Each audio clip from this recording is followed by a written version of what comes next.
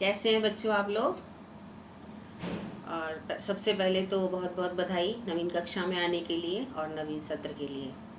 तो जैसा आप सब लोग जानते हैं कि पिछले कुछ टाइम से हमारा पूरा विश्व, ना केवल भारत, एक बहुत कठिन दौर से गुजर रहे हैं।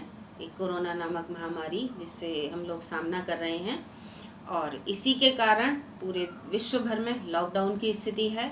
सब लोग अपने अपने घरों में कैद हैं, अति आवश्यक कार्य भी नहीं हो पा रहे हैं, और ये जो शैक्षिक प्रक्रिया है ये भी अति आवश्यक कार्य में है। लेकिन कहते हैं ना कि जहाँ चाह वहाँ राह। इसी की तर्ज पर हम ऑनलाइन पढ़ाई करेंगे और आप लोग ऑनलाइन पढ़ेंगे। हाँ, कुछ मुश्किल हो सकती है, हमारे लिए भी ये नया है, आप लोगों के लिए भी ये नया है। कुछ कठिनाइयाँ आएंगी, लेकिन हम लोग पॉजिटिव सकारात्मक रूप से पढ़ाई करेंगे, सोच रखेंगे, और मैं समझती हूँ कि हमें सकारात्मक परिणाम मिलेंगे। तो मैं आपको समझा देती हूँ कि क्या कक्षा 11 में आपका सिलेबस क्या है, आपकी पाठ्य पुस्तकें क्या क्या हैं। आशा है आपने कोर्स ले लिया होगा, तो अगर नहीं लिया है तो ले लीजिए, और नहीं ले पा रहे हैं तो ऑनलाइन आप उससे डाउनलोड कर लीजिए बुक्स। तो इसमें आपकी 3 किताबें हैं। पहली है आरोह भाग 1, वितान भाग 1 और अभिव्यक्ति एवं माध्यम। ये कक्षा 11 और 12 दोनों के लिए है। जो पुस्तक आरोह है उसमें काव्य खंड है और गद्य खंड है, जैसे कक्षा 10 में आपकी क्षितिज हुआ करती थी। और वितान सप्लीमेंट्री बुक है, पूरक पुस्तिका है, जिस तरह से कृतिका हुआ करती थी। इसमें लेख हैं और कहानियाँ हैं, रोचक कहानियाँ हैं। और अभिव्यक्ति एवं माध्यम में लेखन कौशल और रचनात्मक कार्य से संबंधित है। ठीक है, तो ये 3 आपकी पुस्तकें हैं। तो हम शुरुआत करेंगे आरोह से, आरोह के पाठ 1 से। ये पहली कहानी है इसमें प्रेमचंद की, नमक का दारोगा। तो ये जो नमक का दारोगा है, इसके लेखक हैं उपन्यास सम्राट मुंशी प्रेमचंद जी। तो बच्चों, मुंशी प्रेमचंद जी की क्या खासियत है कि आप लोग इनकी कहानियाँ बचपन से पढ़ते आ रहे हैं, पिछली छोटी छोटी कक्षा में। यही एक अकेले ऐसे एक साहित्यकार हैं जिनको छोटी जूनियर, सब जूनियर, प्राइमरी और सीनियर और इवन हायर स्टडीज़ में भी पढ़ाया जाता है। ठीक है, इसकी बहुत सारी कहानियाँ आपने पढ़ी होंगी, जैसे ईदगाह, 2 बैलों की कथा, कक्षा 9 में ही आपने पढ़ी है, और पूस की रात और कफन। ये बहुत सारी इनकी कहानियाँ हैं जिन्हें हम पढ़ चुके हैं। तो इसी संदर्भ में ये नमक का दारोगा यहाँ पर बड़ी रोचक कहानी है जो इनके द्वारा लिखी गई है, और ये आपका पहला पाठ है। तो सबसे पहले हम जानेंगे लेखक का परिचय, यानी मुंशी प्रेमचंद का परिचय। तो आइए देखते हैं सबसे पहले हम इनका परिचय। इनका मूल नाम था धनपत राय। इनका जन्म हुआ था सन 1980 लम्ही गांव में, जो कि उत्तर प्रदेश में है। इनकी प्रमुख रचनाएं हैं सेवा सदन, प्रेमाश्रम, रंगभूमि, निर्मला, कायाकल्प, गबन, कर्मभूमि, गोदान। ये सब इनके उपन्यास हैं। इन्हीं उपन्यासों की वजह से इनको उपन्यास सम्राट कहा जाता है। सोज़े वतन, मानसरोवर, जो कि मैं आपको बता चुकी हूँ, ये 8 खंडों में है। गुप्तधन, ये सब कहानी संग्रह हैं। करबला, संग्राम, प्रेम की देवी, ये नाटक हैं। कुछ विचार, विविध प्रसंग, ये इनके निबंध संग्रह हैं। इनकी मृत्यु हो गई थी सन 1936 में। प्रेमचंद हिंदी कथा साहित्य के शिखर पुरुष माने जाते हैं। कथा साहित्य के इस शिखर पुरुष का बचपन अभावों में बीता।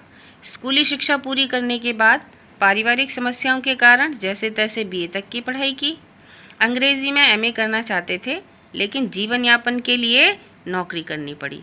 सरकारी नौकरी मिली भी, लेकिन महात्मा गांधी के असहयोग आंदोलन में सक्रिय होने के कारण त्यागपत्र देना पड़ा। अब त्यागपत्र क्यों देना पड़ा? क्योंकि सरकारी नौकरी थी, यानी आज़ादी से पूर्व की। तो सरकारी नौकरी मतलब अंग्रेज़ों की नौकरी, और अंग्रेज़ों से विरोध करके तो कोई नौकरी कर नहीं सकता, क्योंकि ये महात्मा गांधी के विचारों से प्रभावित थे, उनके असहयोग आंदोलन में भाग लेते थे अपने परिवार के साथ, अपनी पत्नी के साथ। तो इन्हें वहाँ से त्यागपत्र देना पड़ा। ये आज़ादी से पूर्व के साहित्यकार हैं, और आज़ादी के आंदोलन में साहित्यकारों का, कवियों का, रचनाकारों का, कथाकारों का, निबंधकारों का बहुत महत्वपूर्ण योगदान रहा है, क्योंकि इनके लेख, कविताएं, रचनाएं, कहानियाँ, ये सब लोग पढ़ते थे उनको सुनाया जाता था, जिसे सुन करके पढ़ करके उनके अंदर उत्साह पैदा होता था आज़ादी के आंदोलन में भाग लेने का। तो ये आज़ादी के आंदोलन में भाग लेने के साथ साथ अपना लेखन कार्य भी करते रहे, लेकिन अंग्रेज़ों की नौकरी इनको छोड़नी पड़ी। राष्ट्रीय आंदोलन से जुड़ने के बावजूद लेखन कार्य सुचारू रूप से इनका चलता रहा। पत्नी शिवरानी देवी के साथ अंग्रेज़ों के खिलाफ आंदोलनों में हिस्सा लेते रहे। उनके जीवन का राजनीतिक संघर्ष उनकी रचनाओं में सामाजिक संघर्ष बनकर सामने आया, जिसमें जीवन का यथार्थ और आदर्श दोनों था। के इतिहास में कहानी उपन्यास की विधा के विकास का काल विभाजन प्रेमचंद को ही केंद्र में रखकर किया जाता है। जैसे प्रेमचंद पूर्व युग, प्रेमचंद युग, प्रेमचंदोत्तर युग। यह प्रेमचंद के निर्विवाद महत्व का एक स्पष्ट प्रमाण है। वस्तुतः प्रेमचंद ही पहले रचनाकार हैं जिन्होंने कहानी और उपन्यास की विधा को कल्पना और रूमानियत के धुंधलके से निकालकर यथार्थ की ठोस जमीन पर प्रतिष्ठित किया। यथार्थ की जमीन से जुड़कर कहानी किस्सा गोई तक सीमित न रहकर पढ़ने पढ़ाने की परंपरा से भी जुड़ी। इसमें उनकी हिंदुस्तानी मतलब हिंदी उर्दू मिश्रित भाषा का विशेष योगदान रहा। उनके यहाँ हिंदुस्तानी भाषा अपने पूरे ठाट बाट और जातीय स्वरूप के साथ आई है, अर्थात इनकी जितनी भी रचनाएं हैं उसमें हिंदी और उर्दू का मिश्रित रूप मिलता है। जैसे कि आम बोलचाल में होता है तो लोगों को समझने में आसानी रहती है। उनका आरंभिक कथा साहित्य कल्पना, संयोग और रूमानियत के ताने बाने से बुना गया है, लेकिन एक कथाकार के रूप में उन्होंने लगातार विकास किया है और पंच परमेश्वर जैसी कहानी तथा सेवा सदन जैसे उपन्यास के साथ सामाजिक जीवन को कहानी का आधार बनाने वाली यथार्थवादी कला के अग्रदूत के रूप में सामने आए हैं। यथार्थवाद के भीतर भी आदर्शोन्मुख यथार्थवाद से आलोचनात्मक यथार्थवाद तक की विकास यात्रा प्रेमचंद ने की है। आदर्शोन्मुख यथार्थवाद स्वयं उन्हीं की गढ़ी हुई संज्ञा है।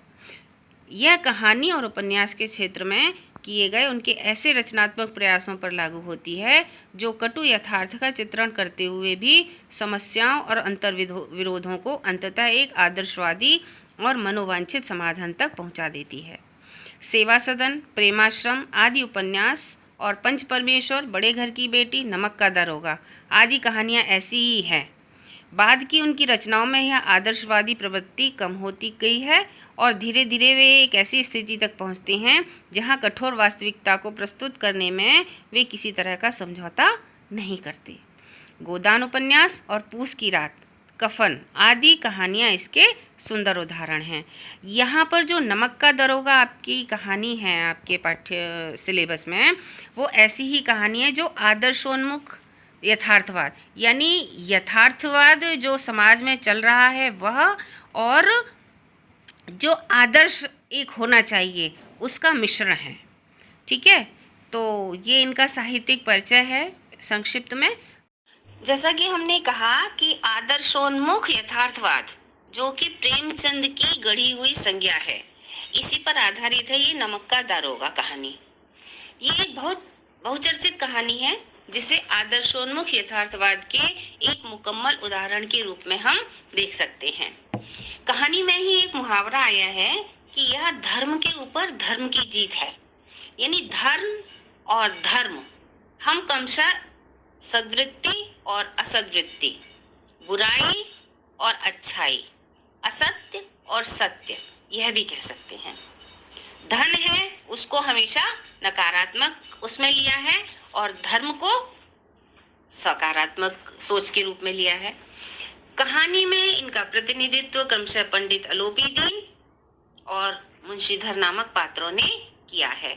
मुंशीधर पात्र है जो वो बहुत कर्मयोगी है, ईमानदार है, लेकिन कहीं इस समाज में जो बुराइयों से भरा हुआ है, भ्रष्टाचार से भरा हुआ है, ऐसे लोग जहाँ रहते हैं जो भ्रष्टाचार करते हैं, भ्रष्टाचारियों को साथ देते हैं, ऐसे में वो एक अभिमन्यु की तरह निहत्था अकेला खड़ा है, लेकिन सत्य के साथ अडिग है। तो यहाँ पर एक यही कहानी है। तो ये तो हो गया यथार्थ से संबंधित। ठीक है, अब आदर्शोन्मुख क्या हुआ? एक आदर्श स्थापित किया जाता है कि समाज ऐसा होना चाहिए, यानी सत्य पर आधारित होना चाहिए और सत्य की ही जीत होनी चाहिए। तो उसी को यहाँ दर्शाते हुए अंततः जो पंडित अलोपी दीन है, भ्रष्टाचार का प्रतीक, वह सत्य का प्रतीक कौन, वंशीधर, उसके आगे झुक जाता है। यानी आदर्श के आगे जो यथार्थ है उसको झुका हुआ बताया है। यानी कि जो धर्मनिष्ठ व्यक्ति है उसके आगे भ्रष्टाचारी हार मान जाता है। तो इस तरह से ये यथार्थवाद जो है आदर्श की ओर उन्मुख होता हुआ दिखाई दिया है। यहाँ उन्होंने मुंशी प्रेमचंद ने कहा है कि भ्रष्टाचारी को जिताकर कहानी का अंत नहीं किया है, अपितु सत्यवादी को जिताकर कहानी का अंत किया है। उनका मानना था कि ऐसा यथार्थवाद हमको निराशावादी बना देता है, मानव चरित्र पर से हमारा विश्वास उठ जाता है, हमको चारों तरफ बुराई ही बुराई नजर आने लगती है। तो अगर बुराई की जीत होगी तो हमारा जो संदेश है समाज के लिए वो गलत जाएगा। इसलिए उन्होंने यहाँ पर सत्य की जीत दिखाई है, धर्म की जीत धन पर दिखाई है। तो अब हम कल देखेंगे कहानी का सार।